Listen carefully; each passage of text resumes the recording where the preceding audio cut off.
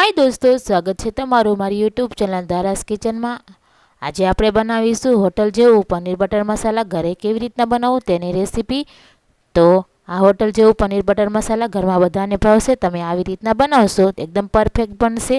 તો ચાલો બનાવવાની શરૂઆત કરીએ। ટમેટાની પ્યુરી, ઝીણી સમારેલી ડુંગળી, કાજુની પેસ્ટ, મલાઈ, મીઠું, લીલા ધાણા, તેલ, ગરમ મસાલો, એક તમાલપત્ર, તજ, 3 લવિંગ, 4 મરી દાણા, 2 એલચી, બટર, હળદર, હિંગ, ધાણા જીરું, આખું જીરું, લાલ કાશ્મીરી મરચું અને આદુની પેસ્ટ। પનીર બટર મસાલા બનાવવા માટે એક કઢાઈ લીધી છે। તેની અંદર 3 મોટા ચમચા જેટલું તેલ ઉમેરી દઈએ। તેલની જગ્યાએ તમે ઘી અથવા તો બટરનો પણ ઉપયોગ કરી શકો છો। અહીં આપણે તેલ જ ઉમેરી રહ્યા છીએ। તેલ ગરમ થઈ જાય એટલે તેની અંદર આપણે એક તજનો ટુકડો ઉમેરી દઈએ, 3 લવિંગ, 4 મરી દાણા, 2 એલચી, એક તમાલપત્ર। તો આ ખડા મસાલા આપણે ઉમેરી દીધા છે। તેને તેલની સાથે બરાબર મિક્સ કરી લઈએ। 1 મિનિટ માટે સાંતળી લેશું। હવે તેની અંદર અડધી ચમચી જેટલી હિંગ ઉમેરી દઈએ। તો 1 મિનિટ પછી તમે જોઈ શકો છો ખડા મસાલા એકદમ સરસ સાંતળાઈ ગયા છે। હવે તેની અંદર આપણે ઝીણી ચોપ કરેલી ડુંગળી ઉમેરી દઈએ। તો આ ડુંગળીને આપણે હલાવીને 2 મિનિટ માટે સાંતળી લેશું। થોડો ડુંગળીનો કલર લાઇટ ગોલ્ડન બ્રાઉન કલરનો થવા દેશું એટલે ડુંગળીની કાચી ફ્લેવર ન આવે। તો 2 મિનિટ પછી ડુંગળી સરસ સાંતળાઈ ગઈ છે, તમે જોઈ શકો છો। હવે તેની અંદર આપણે અડધી ચમચી હળદર ઉમેરી દઈએ, 1 ચમચી આદુની પેસ્ટ ઉમેરી દઈશું। તો આ બધું આપણે હલાવીને સારી રીતના મિક્સ કરી લઈએ અને ફરીથી આપણે તેને 2 મિનિટ માટે સાંતળી લેશું। ફરીથી 2 મિનિટ પછી આપણે ડુંગળીને ચેક કરી લઈએ તો એકદમ સરસ સાંતળાઈ ગઈ છે। તેને હલાવીને બરાબર મિક્સ કરી લેશું। હવે તેની અંદર 1 કપ ટમેટાની પ્યુરી ઉમેરી દઈશું। તો આપણે ટમેટાની પ્યુરી ઉમેરી દીધી છે, તેને હલાવીને બરાબર મિક્સ કરી લેશું। તો આ ટમેટાની પ્યુરીને 2 મિનિટ માટે સાંતળી લેશું તેલ છૂટું પડે ત્યાં સુધી। હવે આપણે ટમેટાની પ્યુરી છળે છે ત્યાં સુધીમાં આપણે પનીરની અંદર મસાલા ભેળવી દઈએ। તો એક પ્લેટમાં મેં 200 ગ્રામ પનીરના આવી રીતના નાના નાના પીસ કરી લીધા છે, તમે મોટા પણ કરી શકો છો। તેની અંદર અડધી ચમચી કરતાં ઓછી હળદર ઉમેરી દઈએ, અડધી ચમચી ધાણા જીરું ઉમેરી દઈએ, અડધી ચમચી જેટલું લાલ કાશ્મીરી મરચું ઉમેરી દઈશું। તમે તીખું મરચું પણ ઉમેરી શકો છો। સ્વાદ પ્રમાણે મીઠું ઉમેરી દઈએ, તેને હલાવીને બરાબર મિક્સ કરી લેશું। તો પનીરમાં આપણો બધો મસાલો રેડી છે। તો 2 મિનિટ પછી આપણે ચેક કરી લઈએ તો ટમેટાની પ્યુરીમાંથી તેલ છૂટું પડી ગયું છે, તેને હલાવીને બરાબર મિક્સ કરી લઈએ। હજી પણ તેને થોડી વાર માટે ચડવા દઈશું, ત્યાં સુધીમાં તેનો મસાલો તૈયાર કરી લઈએ। આપણે એક નાનું બાઉલ લેશું, તેની અંદર 1 ચમચી ધાણા જીરું ઉમેરી દઈએ, 1 થી 1.5 ચમચી લાલ કાશ્મીરી મરચું, અડધી ચમચી ગરમ મસાલો, અડધી ચમચી ગ્રેવી મસાલો, સ્વાદ પ્રમાણે મીઠું। તો આ બધા મસાલાની અંદર થોડું પાણી ઉમેરીને તેની આપણે પેસ્ટ તૈયાર કરી લઈશું। તો આવી રીતના તમે પેસ્ટ બનાવીને શાકની અંદર ઉમેરશો તો શાક એકદમ ટેસ્ટી બનશે અને કલર પણ સારો આવશે।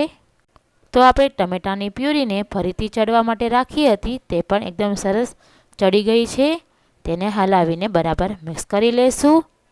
હવે આપણે તેની અંદર જે પેસ્ટ બનાવેલી છે તે ઉમેરી દઈએ। આ પેસ્ટની અંદર થોડું પાણી ઉમેરીને તે પણ આપણે ગ્રેવીની અંદર ઉમેરી દઈએ, તેને હલાવીને બરાબર મિક્સ કરી લઈએ। ગેસની ફ્લેમને આપણે લો રાખવાની છે। તો થોડું થોડું ગ્રેવીમાંથી તેલ છૂટું પડી રહ્યું છે, તમે જોઈ શકો છો। હવે આપણે તેની અંદર તો 15-20 મિનિટ માટે મેં કાજુને ગરમ પાણીમાં પલાળી દીધા હતા, તેની મેં પેસ્ટ બનાવેલી છે તે પણ ઉમેરી દઈએ। તો આવી રીતના કાજુની પેસ્ટ ઉમેરવાથી શાક એકદમ સરસ બનશે। તેને આપણે હલાવીને બરાબર મિક્સ કરી લઈશું। તો આ ગ્રેવી ચડે છે ત્યાં સુધીમાં આપણે પનીરને રોસ્ટ કરી લઈશું। એક નોનસ્ટિક પેન લેશું, તેની અંદર 1 ચમચો જેટલું તેલ ઉમેરી દઈએ. તેલની સાથે આપણે અડધો કપ જેટલું બટર ઉમેરી દઈશું. બટરને આપણે તેલની સાથે સારી રીતના મિક્સ કરી લઈશું. બટર થોડું છૂટું પડી જાય એટલે આપણે તેની અંદર તો બટર અને તેલ એકદમ સરસ ભળી ગયું છે. હવે તેની અંદર આપણે 1 ચમચી આખું જીરું ઉમેરી દઈએ. આ શાકની અંદર જીરાની ફ્લેવર એકદમ સરસ આવશે. જીરું એકદમ સરસ ફૂટી ગયું છે. હવે તેની અંદર મસાલા ભેળવેલું પનીર ઉમેરી દઈએ. તો આ પનીરને તેલ બટર સાથે સારી રીતના મિક્સ કરી લઈશું અને 2 થી 3 મિનિટ માટે તેને આપણે રોસ્ટ કરી લઈશું. થોડી તેની સાઈડ ગોલ્ડન બ્રાઉન કલરની થઈ જાય ત્યાં સુધી. તો 2 થી 3 મિનિટ થઈ ગઈ છે. પનીરને ફરીથી આપણે હલાવીને મિક્સ કરી લઈએ. તો પનીર એકદમ સરસ રોસ્ટ થઈ ગયું છે. તમે જોઈ શકો છો. ગેસની ફ્લેમને આપણે બંધ કરી લઈએ અને આપણે ગ્રેવીને ચેક કરી લઈએ. તો ગ્રેવી એકદમ સરસ ચડી ગઈ છે. તેને હલાવીને મિક્સ કરી લઈએ. હવે આ ગ્રેવી થોડી ઘટ છે તો તેને થોડી પતલી કરવા માટે તેની અંદર આપણે 1/4 કપ જેટલું પાણી ઉમેરી દઈશું. તો ફરીથી તેને હલાવીને મિક્સ કરી લઈએ. તમે જે પ્રમાણમાં ગ્રેવી પતલી કરવા માંગતા હો તે પ્રમાણમાં તમારે પાણી ઉમેરવાનું. હવે તેની અંદર આપણે થોડા લીલા ધાણા ઉમેરી દઈશું.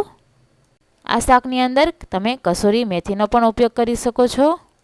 તો ગ્રેવી એકદમ સરસ ઉકળી ગઈ છે. હવે તેની અંદર આપણે રોસ્ટ કરેલું પનીર ઉમેરી દઈશું. તો આ પનીરને આપણે ગ્રેવીની સાથે બરાબર હલાવીને મિક્સ કરી લઈએ. હવે લાસ્ટમાં આપણે જે મલાઈ લીધી હતી તે થોડી ઉમેરી દઈએ. થોડી આપણે શાક સર્વ કરતી વખતે ઉમેરીશું. તમે આ શાકમાં દહીંનો પણ ઉપયોગ કરી શકો છો. આ શાકમાં આપણે મલાઈ ઉમેરી દીધી છે. તેને હલાવીને બરાબર મિક્સ કરી લઈએ. તો આપણું પનીર બટર મસાલા તૈયાર છે. તમે જોઈ શકો છો. તેને આપણે એક બાઉલમાં કાઢી લઈએ. તો દોસ્તો છે ને આપણી હોટલ જેવું પનીર બટર મસાલા ઘરે આસાનીથી તમે બનાવી શકો છો. અને તેની સૌથી સરળ રીત, તમે જો આવી રીતના પનીર બટર મસાલા ઘરે બનાવશો તો બધાને ઘરમાં જરૂરથી ભાવશે. તમે આવી રીતના જરૂરથી બનાવજો. તમને મારી રેસીપી કેવી લાગી તો મને કોમેન્ટ કરીને જરૂરથી જણાવજો. આ શાક આવી રીતના તમે બનાવશો તો ખાવામાં એકદમ ટેસ્ટી લાગશે. તો દોસ્તો તમે મારા વિડીયોને લાઈક કરજો, વધુમાં વધુ શેર કરજો, મારી યુટ્યુબ ચેનલને સબસ્ક્રાઈબ કરજો. બાજુમાં આપેલું બેલ આઇકન બટન પ્રેસ કરો જેથી કરીને મારા વિડીયોનું નોટિફિકેશન સૌથી પહેલાં તમને મળે. હવે આપણે મળીએ આવી જ બીજી રેસીપી સાથે નેક્સ્ટ વિડીયોમાં. તો ત્યાં સુધી બાય દોસ્તો.